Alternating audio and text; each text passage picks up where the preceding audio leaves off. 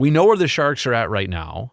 So optimally, how do you see them getting out of it? How do you see them getting kind of back to where they were, constantly competing, obviously getting in the playoffs every year, but making deep runs? How do you see them getting back to the hypothetically 2010s? Does anybody want to start that chat?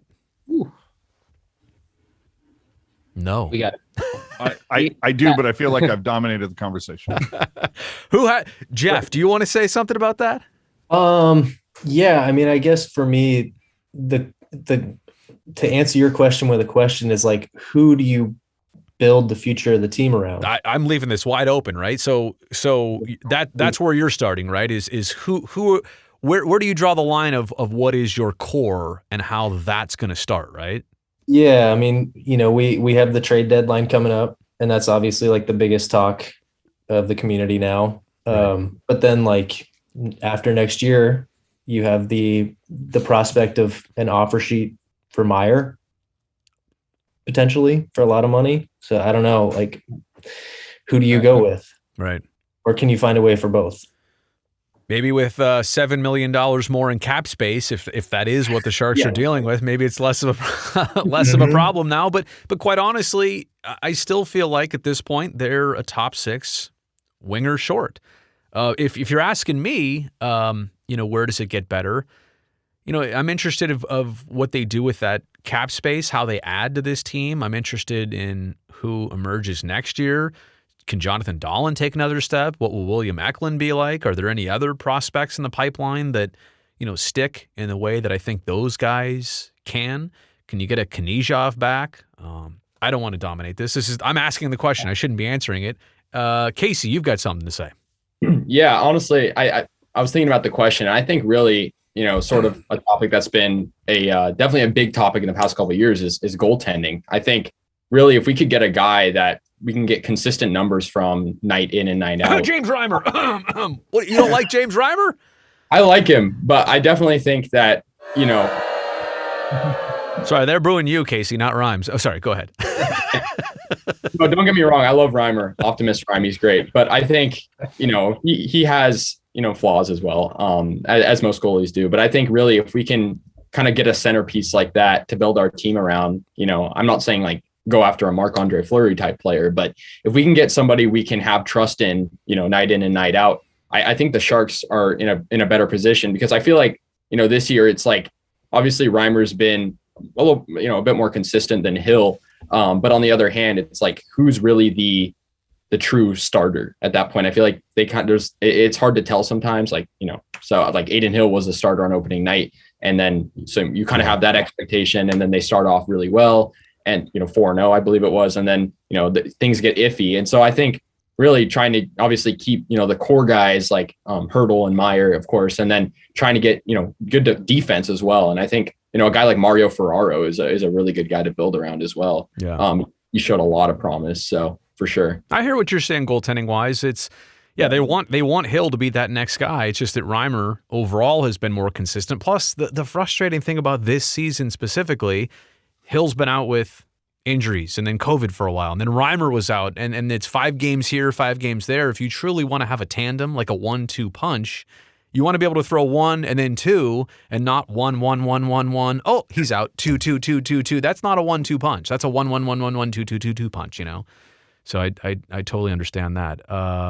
Sorry, can I jump in? Felix, please. Just to kind of, piggyback off that, I like even further to the goaltending point, I think it's more than even, and we all know it's more than just goaltending. This team needs work on multiple facets. And one of those sticking points, night in, night out, is defense. Yes. I mean, you look at team defense, right? Not Yes, just the blue line, because I think that's I know you know that, but that's such a misconception. The casual fan hears that and they're like, oh, it's the defenseman, right? Okay, right, yes, but in this case, yes, team defense does need work, but also in like I'm thinking right now, what I'm thinking right now is of the blue line, the Burns, the Vlasics, Carlsons, and just the number of minutes that they're playing, especially with Burns, playing just those heavy minutes night in, night out. 30 minutes a night. you're gonna burn them out. And we've seen the consequences of burning D-men out with such heavy minutes. And I hate to knock on Burns, but and his miscues have led to a few more than a couple of goals against. And not saying again sometimes it's it's on the goalies to save and make the saves that they need to save, but also the defense has to bail the goalie out. And when you don't have that great of a defense, I mean, and not to mention you have so much money locked up on the blue line. Yeah. Burns, he's making $8 million a year. Vlasic $7 million a year. So it's, and then you look at Ferraro. Ferraro is gonna want a new contract. He's in a pending RFA. So I mean, you've got this. You've really got decisions to make on your blue line. Well, going back to Burns, and I'm not saying you kind of set the scene for him, but playing that many minutes, like you're gonna make more mistakes. You're out there twice as much as some of the other defensemen, right? And to your point, maybe you're burning a guy out. I'm one to think that if you look at the Sharks this season, they're actually more stacked right now on the blue line. They have more players of NHL caliber on a nightly basis than they do forwards. I truly think that it's forward depth right now, the lack of constant or consistent scoring that might be biting them. Maddie, how do you see the Sharks getting out of this? How do you see them getting away from where they've been?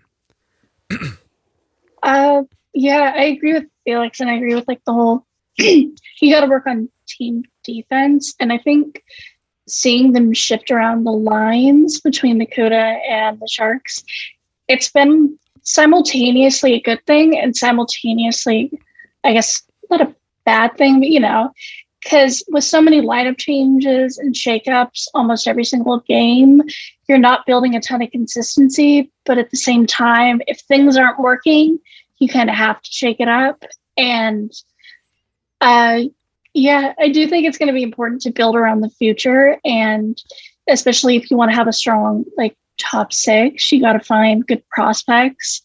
And the name I also want to throw in for the prospects is Thomas Bordeleau. Mm-hmm. He's been doing pretty well with Michigan.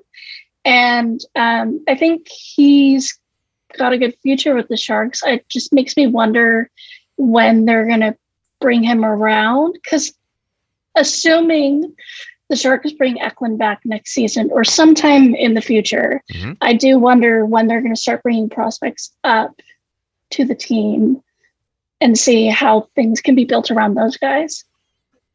Absolutely. I mean, I think what you're saying is, in addition to many things, what you've said that's different is that the next phase of Sharks has to show up, right? Like an Eklund or a Bordeleau, or and honestly, I how do I say this? I should be the one to spurt out all these names and tell you who I think's next.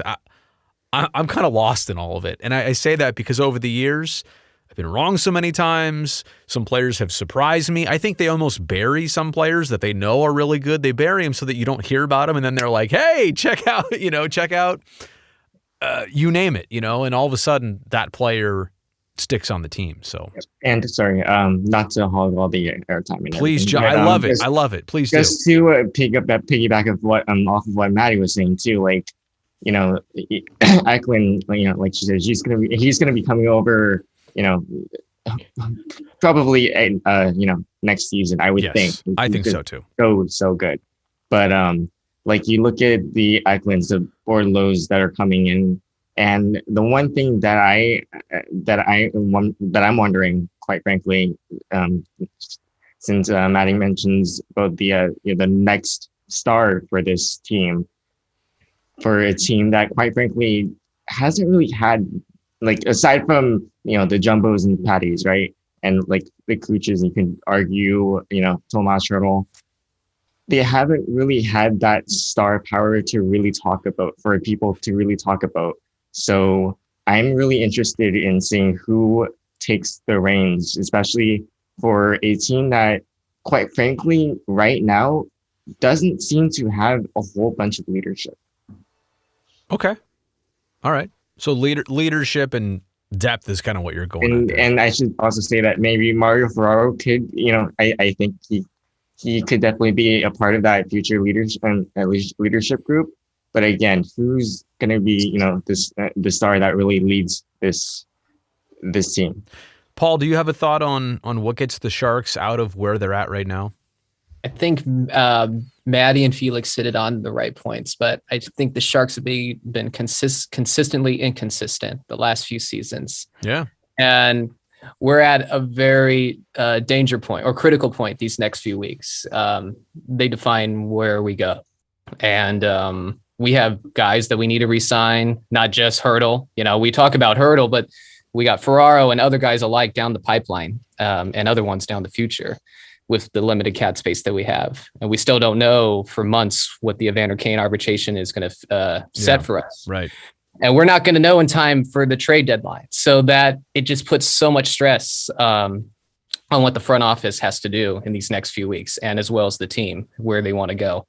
But the way I look at it, we're seventh place now. And these, the other teams still have games to make up, right. And we don't even have Erik Karlsson until mid-March. I mean, we did have the good news that we have, but I wouldn't even want to rush him at this point, even if he could join. I just rather at this point. I've seen people say that we got to focus around the two, Hertl and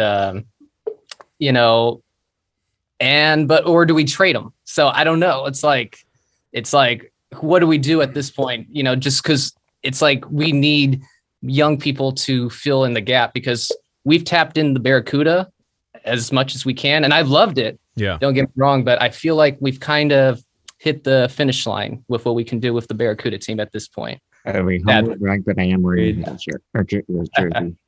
What's that, Felix? I said I am humble brag, but I am wearing a Hertl Heritage jersey right now. Well, you seem to pull out all the Magic jerseys. You got the Pavelski Finals jersey too, which is cool.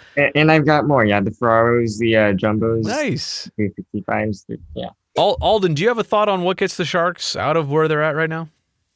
I think, I'm probably more pessimistic in that, we've got all of these huge contracts, and that's not a criticism of any of those players. That's just, they earn their big ticket. And this is just where we find ourselves right now. But I think, I got a bad feeling we're going to lose Hertl. That's just me. But, again, we also are going to have to worry about the Timo Meyers and the Mario Ferraros, things like that. And I think the team in general has been, or Doug Wilson has been using that term reset for years now, and I just feel like we might be staring the rebuild in the face here. And when you say lose Hertl, how do you think he'll be lost? Is it straight up UFA this summer, or trade him before the deadline? I think probably trade at the deadline, because I don't think we're gonna just let him walk, without getting something for it. That's not to say that I don't think that that Doug Wilson and Joe Will are going to, work their butts off to get a deal done. Right. Because, he's done, Doug Wilson has done some pretty magical things in the past. So I'm not ruling that out just yet, but I got a bad feeling about it. I feel like we've had so much luck, with guys taking hometown discounts and things along the way. And I just feel like we might be running out of luck, but we do have some young guys that I think, again, the whole consistency thing, right, with guys rotating in and out. I like Magna, I like Middleton, and some of the other guys that we've seen, and I just think that given more time, some of the other players that have been up, maybe they get another chance to show themselves. That maybe we're getting those players to that point as well, where they might be able to play, stick in the NHL. But yeah, I think there's so many things, to worry about. We've talked about goalies. I think, I love Rhymes. I loved him when we had him the first time, was sad when he left, was glad when he came back. And I think, and with Aiden Hill, he's just had some bad luck with injuries. Yeah. And I just think the one thing I think he's got going for him is his youth. Yeah. And I just think that, already it feels like a lot of people are, or maybe more casual fans have kind of written him off. But I think there's still a huge upside. And I think he just needs that, to be healthy and to have that time to play. And I think, I think the jury's still out on him. And I think, I'm willing to give him that chance. Sure. And but I think, our offense, we need more depth, certainly. But hopefully we can find some, and I'm still holding out hope that, like some of the guys that we've got, again, I think I just tend to like the guys that nobody seems to like. I'm a big fan of Cogs and Bones. And I just hope that, those guys can pick up their numbers too. I just feel like they're working their butts off, and the things that you don't see in stats, they're working hard, and it's just some bad bounces, maybe they get some lucky bounces and things turn around. So. All right. I dig that. AJ looks like he's about to pop off here. AJ, what gets you happy again? What gets you going to playoff games again? How did the Sharks get away from where they've been? And I'm gonna give you about 90 seconds because I think you could probably go about 90 minutes on this. No, and I know I'm going to get, because there's a whole contingent of people go, oh, AJ just hates Erik Karlsson. I don't hate Erik Karlsson. Yeah, so we know where he's going. Here we go. Yeah. No, it's who did you lose before you brought in Erik Karlsson, right? It was you lost Donskoi, you lost Pavelski, you lost Nyquist. Those players that season, 112 points. Did you think Erik Karlsson was going to make up all of those on his own? So, when you saw the Erik Karlsson deal, I'm like, okay, great, but you need to replenish that offense. Very much like Alden was saying, is that, like the blue line, yeah, okay, you've got some nice things there, but like, remember how deep this team was at center just a few years ago? Yeah, but the thing is not where did they go wrong, if that's what you're implying. I'm saying how do they turn the corner on this? Oh, how do they dig themselves out of the hole? Okay. Yeah. All right. Well, I mean, hang on, you're reshuffling the deck. Yeah, I got to reshuffle the deck. I mean, look, John Leonard got a lot of looks like last season, hasn't gotten much this year. So you're kind of going, wonder what's going on there. Same thing with Shemolevsky. Like, he was getting some looks this year for some reason, not so much. You even saw Halbgewachs get some decent looks up with the team. I don't know how you said that, but I still can't say his name. Try, yeah, okay. It's only 3 syllables. Halbgewachs. That's it. Then it was Halbgewachs. No, 3 syllables. Halbgewachs. I can't believe you're telling the pre and post-game host how to say this. I thought I'd go to the school of Dan Rusanowski. Score! You do have a pronunciation guide, right, Brody? Yeah, but you know what it is, though? We've actually spoken to Jaden's mother at a Barracuda game. Okay, that's Teal Town going too deep here. All right. Too deep. So she told us how to pronounce it correctly. So anyway. Sorry. But yeah, the only way that if see, that's the other thing too, is you can sit there and go, well, the Sharks need a new GM. I'm not against that per se. I mean, Doug Wilson had an incredible run. But I mean, the numbers speak for themselves. Those are the facts. But let's be honest. The Sharks are about 2 losses away from, that they're going to miss the playoffs for the 3rd straight time, in the first time ever in franchise history. Does the team owner, Hasso Plattner, hold him accountable for that? Does he say, you know what, Wilson, you've built up so much cachet over those first 15 years. I'm going to give you the opportunity to right the ship. But it still comes down to, whether it's Doug Wilson or a different general manager, they're still going to have to deal with the contracts of Couture and Vlasic and Karlsson and Burns. I mean, unless these guys start playing up to their deals, you had some people looking at Timo Meier last year kind of biting their knuckles a little bit. And then all of a sudden this season, it's like, yes, this is the guy that we've paid for. This is what, this is what we've expected. But to get back to Alden's point, I'm kind of in the same boat with him. I kind of feel like Hurdle might be looking at the tea leaves and saying, you know what? I think it's going to get worse before it gets better. And I want to win now. And it's been great, but maybe it's time to get out.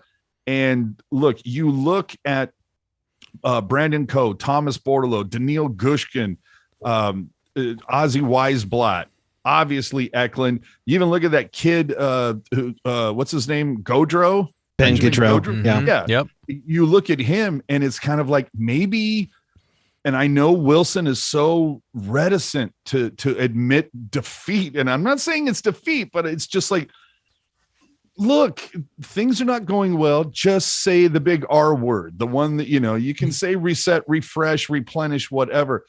This team, you had an amazing run all this time. It's time for a rebuild. You've got Doug Wilson Jr. has, for me, put the most exciting group in place that I can remember ever.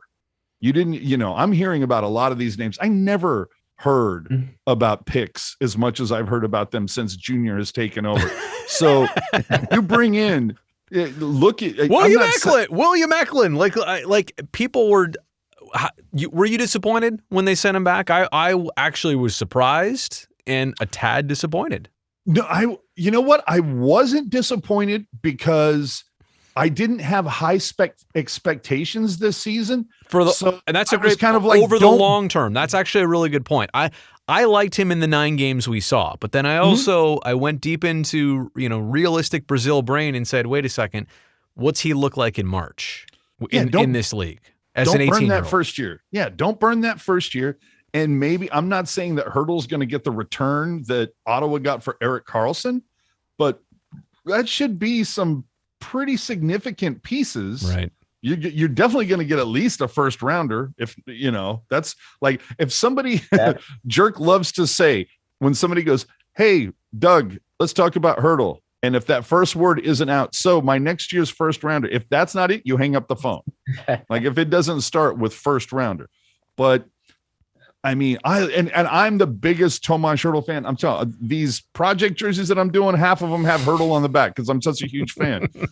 But I'm looking at the future roadmap for this team, and I hate to admit it, I think the best thing for this team would be to use him for the value. He's never going to have any more value than he has right now.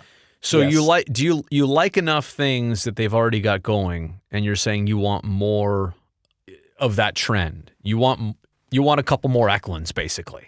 And a Dahlin, you want a Knyzhov, and you want a couple more of those, huh? I think there's enough in the pipeline that I think like they could suck for another year, and then after that you could start to see it build back up. And I'm here for that. I've lived through that with other teams but at least I feel like there's a roadmap where right now it's kind of like everything's in limbo. It's because let's say that they do extend Hurdle for 8 years and give him 8x8 or something commiserate with Logan's contract, which they would obviously have to do. Sure.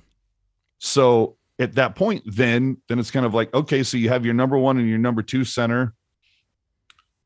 And you look at all that money on the blue line, and now we paid all this money to him, and plus we got to get, there's Ferraro, we got to build around him, and and then what about Barabanov? Keep your goalies happy. Yeah, Barabanov's another one. Yep. Yeah. So it's like there's and the cap's going up what, a whole $1 million if that. It's just right. You run out of space quick. Right. That's another thing.